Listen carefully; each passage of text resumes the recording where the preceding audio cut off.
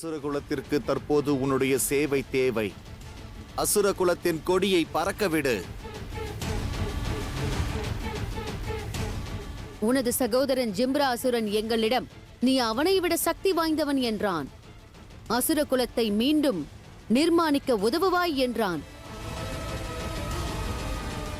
என் சகோதரர் கூறியது சரிதான். நான் என் சகோதரனை விட அதீத சக்தி கொண்டவனாவேன். நீ சக்தி வாய்ந்தவன் என்று கூறுவதனால் மட்டும் உனது சக்தி நிரூபணமாவதில்லை. உன் சகோதரனின் மரணத்திற்கு வஞ்சம் தீர்க்க நீ தகுதியானவன்தான் என்பதை நாங்கள் எவ்வாறு அறிவது? அசுர குலத்தை வழிநடத்த தகுதியானவன் என்பதை எவ்வாறு ஒப்புக்கொள்வது? கூறு, எவ்வாறு ஒப்புக்கொள்வது? உன் சகோதரனின் மரணத்திற்கு நீ வஞ்சம் தீர்ப்பாயா? பதில் கூறு. என் சகோதரன் தவம் புரிந்த போது நானும் உடன் தவம் புரிந்தேன். என் சகோதரனுக்கு ஆதிசக்தி வரமளித்தார்கள்.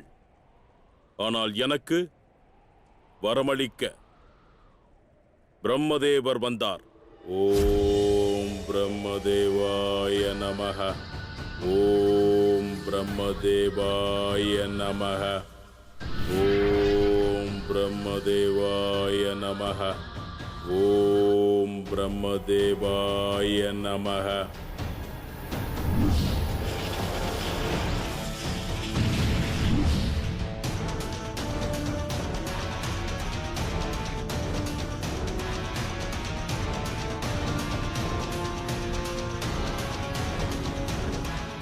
வணங்குகிறேன் பிரம்மதேவா.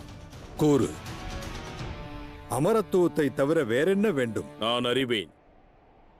தாங்கள் எனக்கு அந்த வரம் தரமாட்டீர்கள். ஆகையால் எனக்கான வரத்தை நான் சிந்தித்து வந்துள்ளேன். எனக்கு 2 வரம் வேண்டும். முதலாவது, எனது மரணமானது 6 கால்கள் கொண்ட ஜீவனால் நிகழ வேண்டும்.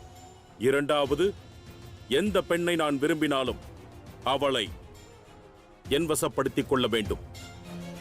எந்த ஆடவரை கண்டாலும் என் சேவகனாக வேண்டும். அந்த ஆணும் பெண்ணும் சிவசக்தி ஆயினும் சரி. கூறுங்கள் பிரம்மதேவா, வரம் அளிப்பீர்களா? நான் செய்த கடும் தவத்திற்கு வரம் கிடைக்குமா? ததாஸ்து. நான் இந்த வரத்தால் சிவசக்தியையும் என் வசப்படுத்த முடியும். பார்வதி மிகவும் அழகி என்று அறிவேன். முதலில் நான் அவளை என் வசமாக்கிக் கொள்வேன்.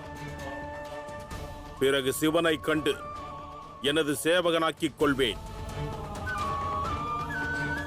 சிவசக்திக்கு பிறகு இப்பிரம்மாண்டத்தை என் அடிமையாக்குவேன். எனது வரத்தை பற்றி என் சகோதரனும் நன்கு அறிவான். இவ்வரத்தின் சக்தி கொண்டு என் சகோதரனை நான் தோற்கடிப்பேன் என்று அவன் கருதினான். அதனால் தான் என்னை இங்கு அடைத்து வைத்தான்.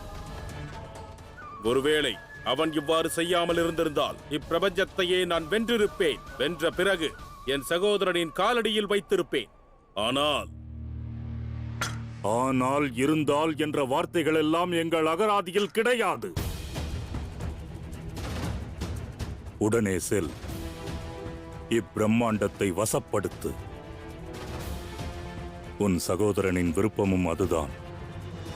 நீ கூறியபடி பிரபஞ்சத்தை வென்றால் அதன் பிறகு அவன் ஆன்மாவும் சாந்தி அடையும். அருணாசுரா, குருதேவர் கூறியது முற்றிலும் உண்மைதான். உன் சகோதரன் விட்டுச் சென்ற காரியத்தை நீ முடித்துவிடு. அன்று நீ மகாதேவரை சேவகனாக்க நினைத்தாய். அந்த பார்வதியை உன் வசமாக்க வேண்டும் என்று எண்ணினாய். செல், இன்று உனது 2 விருப்பத்தையும் நிறைவேற்றிக் கொள். செல் மகனே, முன்னேறி செல். எங்கள் ஆசி உனக்கு என்றும் துணையாக இருக்கும் அருணாசுரா. செல், சென்று பிரபஞ்சத்தை வென்று வா.